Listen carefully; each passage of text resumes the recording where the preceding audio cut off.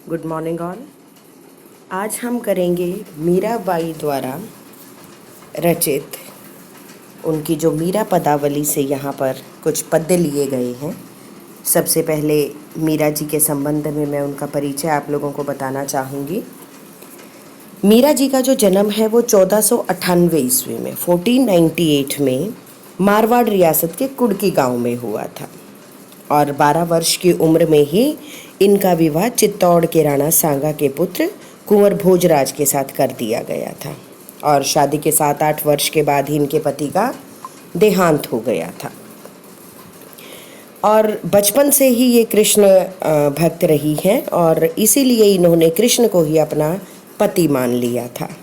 इन्होंने बहुत दूर दूर देशों की यात्राएं की और चित्तौड़ राजघराने में अनेक कष्ट भी सहे, लेकिन उसके बाद ये वापस मेड़ता आ गई और यहीं से उन्होंने कृष्ण की लीला भूमि वृंदावन की यात्रा की और वे अपने अंतिम दिनों में द्वारका चली गई थी। इनका जो देहावसान है, इनकी जो मृत्यु है वो 1546 ईस्वी में मानी जाती है। और मीरा जी की जो रचनाएं जो आप कवित्री परिचय करेंगी उसमें लिखेंगे मीराबाई की पदावली के नाम से संकलित है, तो मीराबाई की पदावली। और दूसरी रचना नरसिजी रो माहेरो, मैं दोबारा बताना चाहूँगी, नरसिजी रो माहेरो। और मीराबाई जो है वो सगुण धारा की भक्त कवित्री थी, क्योंकि वो कृष्ण जी की उपासिका थी, तो इनकी कविता में सगुण भक्ति के गुण देखने को मिलते हैं और कहीं कहीं इनका निर्गुण भक्ति का भी प्रभाव मिलता है। संत कवि रैदास इनके गुरु माने जाते हैं। तो ये सारे आप ये मत समझिएगा कि कवित्री का परिचय जो है वो केवल एक औपचारिकता है, एक फॉर्मेलिटी है, नहीं, इससे संबंधित भी पेपर में आप लोगों से पूछ लिया जाता है कई बार इस तरीके की उनकी भाषा शैली के संबंध में, साहित्यिक विशेषताओं के संबंध में। तो कृपया करके इन्हें बहुत ही ध्यानपूर्वक आप सुनिएगा। तो यहाँ पर जो मीराबाई के, और एक और बात मैं आपको बताना चाहूँगी कि जो इनकी भाषा शैली है वो मूल रूप से राजस्थानी है और कहीं कहीं ब्रज भाषा का भी प्रभाव मिलता है, क्योंकि ये वृंदावन और द्वारका भी गई थी, तो ब्रज भाषा का भी काफ़ी कुछ प्रभाव इनकी रचनाओं में देखने को मिलता है। और कृष्ण के प्रेम की दीवानी मीरा पर सूफियों का प्रभाव भी देखा जा सकता है। तो चलिए अब हम प्रारंभ करेंगे इनकी पदों की व्याख्या। तो यहाँ से ये आपका पहला पद शुरू होता है। मेरे तो गिरिधर गोपाल दूसरो न कोई, जाके सिर मोर मुकुट मेरे पति सोई। मीराबाई कहती हैं कि मेरे तो गिरधर गोपाल अथवा कृष्ण ही सब कुछ है, दूसरा किसी से मेरा कोई संबंध नहीं है। जिनके सिर पर मोर का मुकुट है वही मेरे पति है। छाड़ी दई कुल की कहानी कहा करी है कोई। वो कहती है उनके लिए तो मैंने परिवार की मर्यादा भी छोड़ दी।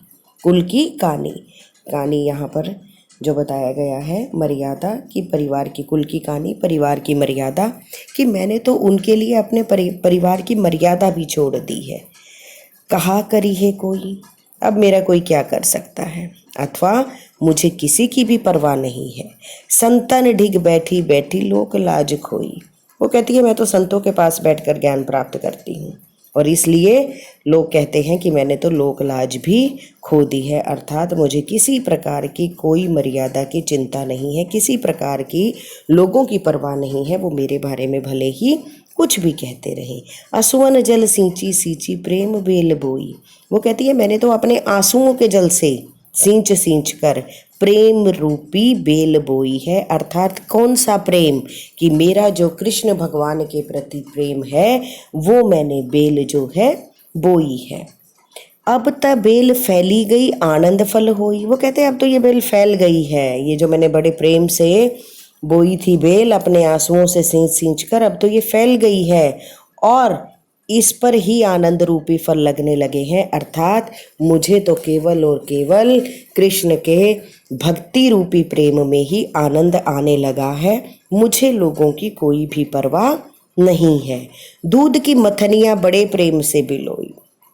वे कहती हैं कि मैंने कृष्ण के प्रेम रूपी दूध को भक्ति रूपी मथानी से बड़े प्रेम से बिलोया है। जी हाँ, आपने देखा होगा कि अक्सर जो दूध बिलोया जाता है रात को जमा दिया जाता है और सुबह जब उसको मधानी से बिलोते हैं तो क्या होता है, उसमें से मक्खन निकल आता है। तो यहाँ पर भी कवित्री क्या कहती है, इन्होंने अपने प्रेम को तो दूध बताया है और वो कहती और भक्ति रूपी मथानी बताया है कि जो इनका प्रेम रूपी दूध है उन्होंने भक्ति रूपी मथानी से बिलोया है। फिर क्या कहती हैं, दधी मथी घृत काढ़ी लियो।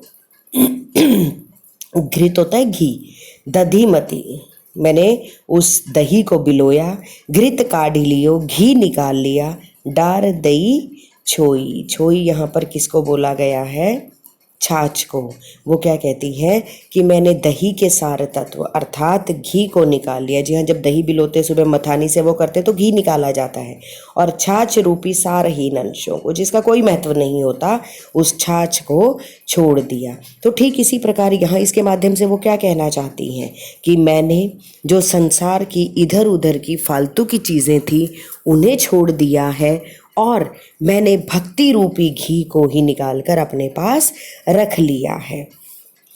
भक्त देखी राजी हुई, जगत देखी रोई। वो क्या कहती हैं कि जब मैं कभी भी किसी प्रभु के भक्त को देखती हूँ तो मैं बहुत खुश होती हूँ, बहुत प्रसन्न होती हूँ, लेकिन जब संसार के लोगों को मोह माया में लिपटा हुआ देखती हूँ तो मैं रोती हूँ। यहाँ लिखा ना जगत देखी रोई, यहाँ ये नहीं है कि वो संसार को देख कर रोती हैं, नहीं, वे उन लोगों को देख कर रोती हैं जो मोह माया में लिपटे हुए हैं और प्रभु की भक्ति को भूल गई हैं। दासी मीरा लाल गिरिधर तारो अब मोही। वो खुद को गिरधर की दासी बताती हैं, श्री कृष्ण की दासी बताती हैं और क्या कहती हैं कि हे प्रभु मेरा उद्धार करो, अब तो आप ही मुझे उतार सकते हो भवसागर से पार, अर्थात अपने उद्धार के लिए वे भगवान से प्रार्थना करती हैं। इस पाठ में केवल आपके ये दो ही पद हैं, तो अब हम दूसरा पद करते हैं। पग घुंघरू बांधी मीरा नाची। मीरा भाई कहती हैं कि मैं अपने पैरों पर घुंघरू बांधकर भगवान श्री कृष्ण के सामने नाचने लगती हूँ। मैं तो मेरे नारायण सू आप ही हो गई साची। वो कहती है इस काम से यह बात बिल्कुल सच हो गई है कि मैं तो केवल अपने भगवान की हूँ, अपने नारायण की हूँ, अपने कृष्ण की हूँ। कैसे हो गई सच कि मैं भगवान के सामने अपने पैरों में घुंघरू बांधकर नाचने लगी, और इस काम से यह बात तो बिल्कुल सच हो गई कि मैं तो केवल और केवल अपने भगवान श्री कृष्ण की हूँ और कोई मुझे नहीं अपना सकता। लोग कहें मीरा भाई बावरी, और इस कारण लोग मुझे पागल भी कहते हैं। क्यों कहते लोग पागल? क्योंकि देखिए मीराबाई जी का विवाह हो गया था, लेकिन उसके बावजूद भी वो अपनी ससुराल को छोड़कर भगवान श्री कृष्ण की भक्ति में ही लीन थी, और वो बचपन से ही थी, तो इसलिए उन्होंने अपना पति भी उन्हीं को मान लिया था। लोग कहें मीरा भाई बावरी नैत कहे कुल नासी। वो कहते हैं कि लोग क्या कहते हैं कि अरे ये मीरा तो बावली हो गई है, पागल हो गई है। न्यात होता है यहाँ पर कहा है परिवार के लोगों को, और क्या कहती है, न्यात कहे कुल नासी। और परिवार और बिरादरी वाले कहते हैं कि वो कुल का नाश करने वाली है। क्यों? क्योंकि वो विवाहित है, और उसका क्या काम है कि वो कुल की मान मर्यादा का ध्यान रखे। लेकिन यहाँ पर तो मीरा कुल की मान मर्यादा का ध्यान न रखते हुए इसके विरुद्ध काम कर रही है। विष का प्याला राणा भेजा। वो क्या कहती हैं, उनका प्रेम कृष्ण के प्रति था, उन्होंने राणा को अपने पति के रूप में स्वीकार नहीं किया था। तो वो क्या कहती हैं कि इसी कृष्ण के प्रति इसी प्रेम को देखकर राणा ने उसे मारने के लिए विष का प्याला भेजा था। पीवत मीरा हंसी, और मीरा ने उसे हंसकर पी लिया था। उसके बावजूद भी उसने किसी प्रकार की कोई आनाकानी नहीं की। उसने तो कृष्ण की भक्ति में डूबी हुई मीरा ने उस विष के प्याले को भी हंसकर पी लिया था। मीरा के प्रभु गिरधर नागर सहज मिले अविनाशी। वो क्या कहती है, मीरा कहती है कि उसके तो प्रभु केवल और केवल गिरधर हैं, केवल परमात्मा है। नागर होता है चतुर, जो बहुत ही चतुर हैं।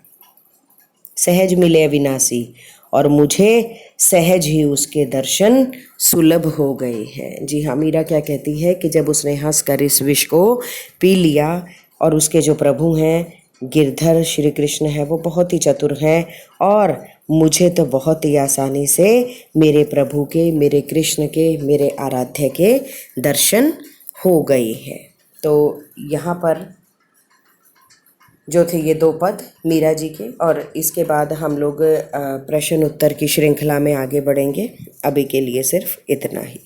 धन्यवाद।